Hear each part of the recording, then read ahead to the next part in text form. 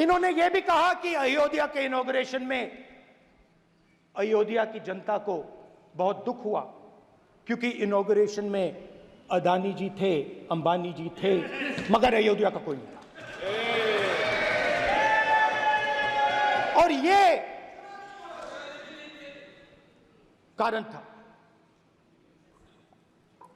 था कि अयोध्या की जनता में, उनके दिल में नरेंद्र मोदी जी ने भय डाल दिया। उनकी जमीन ले ली, उनके घर गिरा दिए और फिर अयोध्या के गरीब लोगों को, किसानों को, मजदूरों को मंदिर के इनॉग्रेशन तक नहीं जाने दिया। मंदिर के इनॉग्रेशन छोड़ो, उसके बाहर भी नहीं जाने दिया। और इसीलिए अयोध्या की जनता ने सही मैसेज भेजा। अच्छा, इन्होंने मुझे एक और बात बोली, 3 बार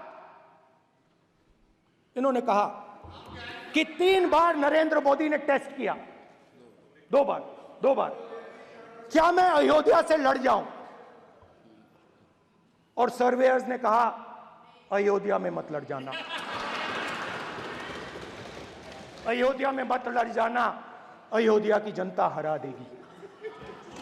और इसीलिए प्रधानमंत्री वाराणसी गए और वहां बच के निकले।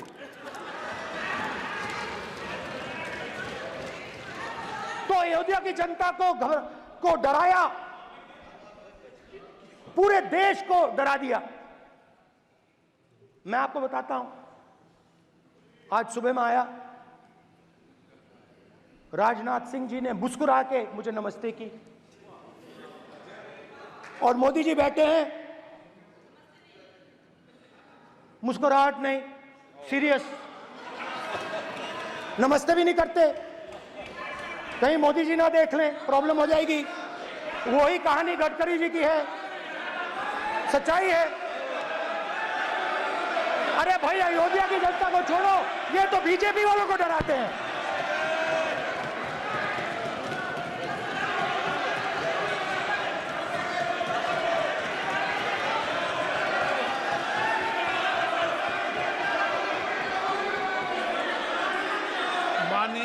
सर क्या है? माननीय प्रतिपक्ष के नेता, एक मिनट,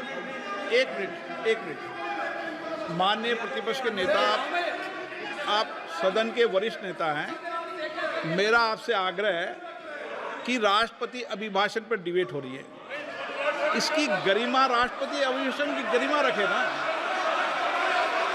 ये तो अपेक्षा आपसे सब करते हैं कि आप राष्ट्रपति अभिभाषण पे बोले, नीतियां पे बोले, कार्यक्रमों में बोले। आप व्यक्तिगत रूप से नहीं, अगर आप ये उचित मानते हैं क्या? स्पीकर सर, ये उचित है? अगर आपकी पार्टी इसको उचित मानती है तो मुझे कुछ नहीं कहना। स्पीकर सर, माननीय अध्यक्ष जी, लोकतंत्र ने और संविधान ने मुझे सिखाया है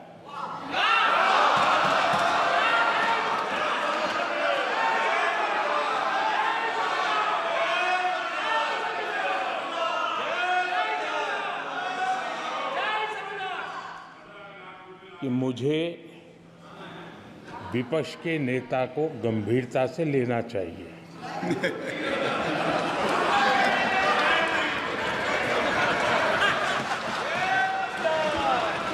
स्पीकर सर, आपने कहा कि डिबेट प्रेसिडेंट्स एड्रेस पे होनी चाहिए। ये जो मैंने किया है, अनुराग ठाकुर जी ने अयोध्या की बात की थी, अनुराग ठाकुर जी ने सनातन धर्म पर आक्रमण की बात की थी, इसीलिए मैंने ये किया है। मैं दिखाना चाहता हूं कि अयोध्या में क्या हुआ, अयोध्या की सच्चाई क्या थी। प्रेसिडेंट्स डिबेट में उन्होंने बात उठाई थी, मैंने बात बंद की। प्रधानमंत्री जी को अच्छी लगी अयोध्या के बाद अच्छी लगी, डर फैलाया और ऑपोजिशन का रिस्पांस एक साथ मिलकर भारत जोड़ो यात्रा, सारे के सारे ऑपोजिशन, पूरा देश एक साथ मिलकर कन्याकुमारी से कश्मीर तक चला। और जो आपने डर फैलाया, उसके बारे में यात्रा में बहुत कुछ सुनने को मिला। अभी तक याद है, सुबह 7 बजे 7-8 बजे की बात थी, यात्रा में चल रहे थे, एक महिला आती है, हमारे साथ चलती है, मेरा हाथ पकड़ती है और घबराई हुई सी थी। तो मैंने पूछा क्या हुआ, वो मुझे कहती है मुझे मार रहा है, मुझे मार रहा है।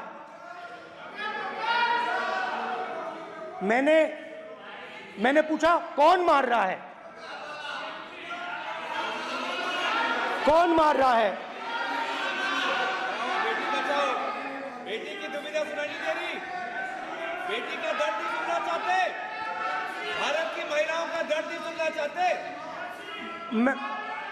मैंने पूछा कौन मार रहा है, कहता है मेरा पति मार रहा है। मैंने कहा क्यों? कहती है सुबह का खाना नहीं दे पाई।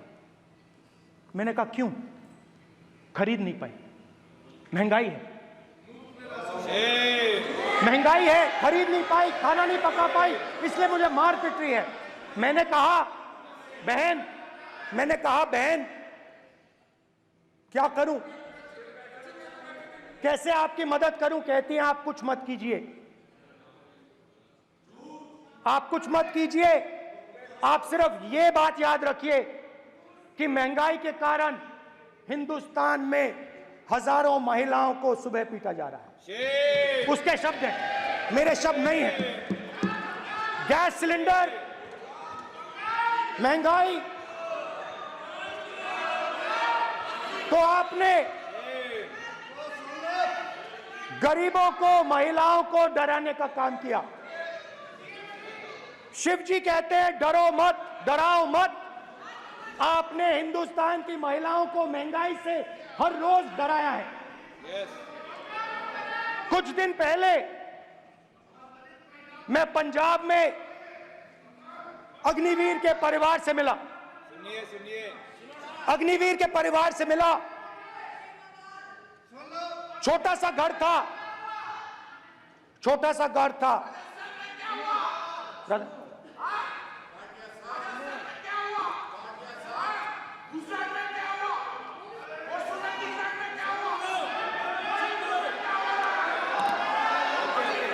ठीक है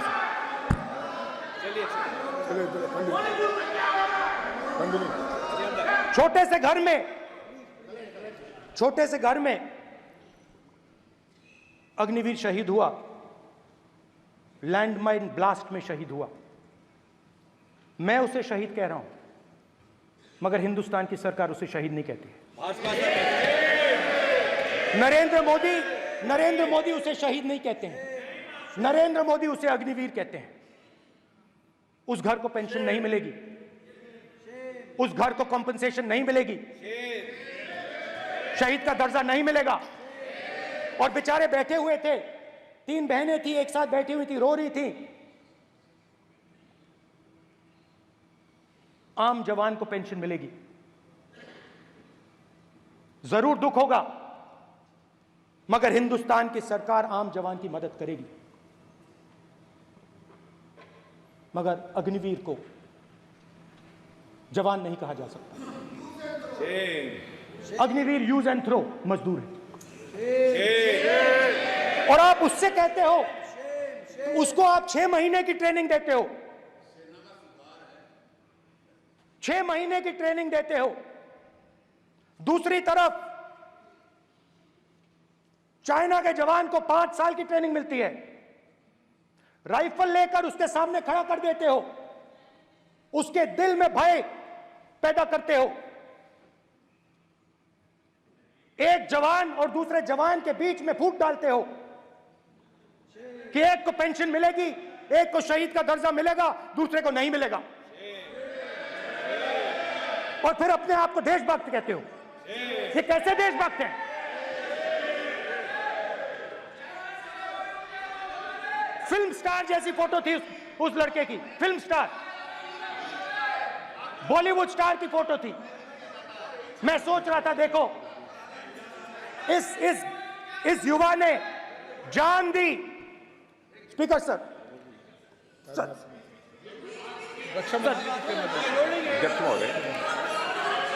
अध्यक्ष महोदय, एक आदमी सब पर भारी। अध्यक्ष महोदय, मैं नेता प्रतिपक्ष से अनुरोध करना चाहूंगा, भारी गलत बयानी करके सदन को गुमराह नहीं करने सर, की कोशिश गलत नहीं है सर, गलत नहीं है स्पष्ट सर, कर देना चाहता हूं कि गलत युद्ध नहीं है के सर। दौरान अथवा सीमाओं की सुरक्षा के दौरान यदि हमारा कोई अग्निवीर का जवान शहीद होता है तो उसके 1 करोड़ रुपए की धनराशि सहायता के रूप में उसके परिवार को मुहैया कराई जाती है। इस प्रकार की गलत बयानी से सभी को गुमराह करने की कोशिश नहीं की जानी चाहिए। संसद महोदय, अध्यक्ष।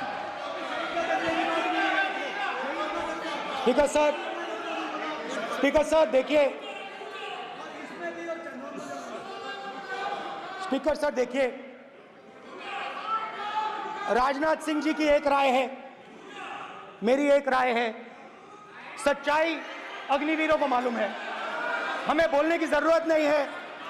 अग्निवीर को किस चीज का सामना करना पड़ता है, शहीद का दर्जा मिलता है या नहीं मिलता है, कॉम्पनसेशन मिलता है नहीं मिलता है, पेंशन मिलती है नहीं मिलती है, वो उसको मालूम है। पॉइंट ऑफ ऑर्डर है मान्यवर।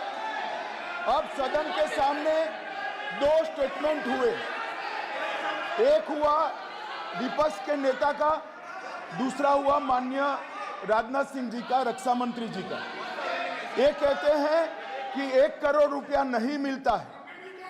श्री राजनाथ सिंह ने अधिकृत रूप से कहा कि मारे जाने वाले अग्निवीर को जो शहीद होता है उसको 1 करोड़ रुपया मिलता है। उनको फैक्चुअल पोजीशन सदन पर रखनी चाहिए मान्यवर। ये सदन झूठ बोलने की जगह नहीं है मान्यवर, यह सच बोलना चाहिए। और अगर ये नहीं रखते हैं तो उनको ये सत्यापन नहीं करते अपने स्टेटमेंट का, तो उनको सदन और देश से और अग्निवीरों से माफी मांगनी चाहिए माननीय।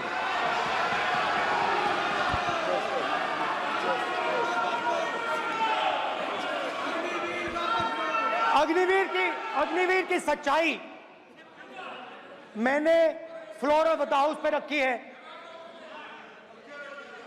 और राजनाथ सिंह जी ने भी कहा है जो रियलिटी है वो हिंदुस्तान की सेना को मालूम है, वो अग्निवीरों को मालूम है। उनके कहने से या मेरे कहने से कोई फर्क नहीं पड़ता, सच्चाई तो उनको मालूम है, उनको मालूम है सच्चाई कौन बोल रहा है।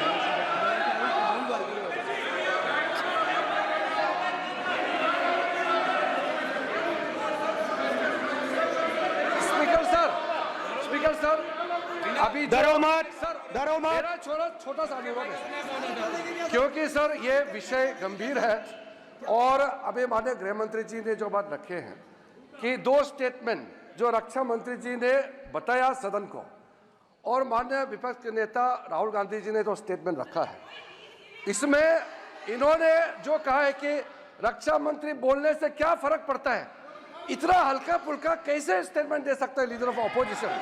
इसलिए सर इन्होंने जो बात रखा है पुष्टि करना चाहिए और हम लोग भी सर नियम के मुताबिक अपना बात रखेंगे सर।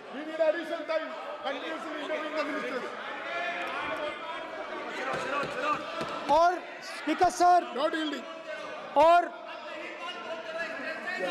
स्पीकर सर, देश की सेना जानती है, पूरा देश जानता है कि अग्निवीर स्कीम सेना का स्कीम नहीं है, पीएमओ का स्कीम है। और पूरी सेना जानती है कि स्कीम प्राइम मिनिस्टर का ब्रेन चाइल्ड था, स्कीम सेना का ब्रेन चाइल्ड नहीं था। जैसे नोटबंदी की गई वैसे ही आर्बिट्री तरीके से। अध्यक्ष महोदय, मैं अध्यक्ष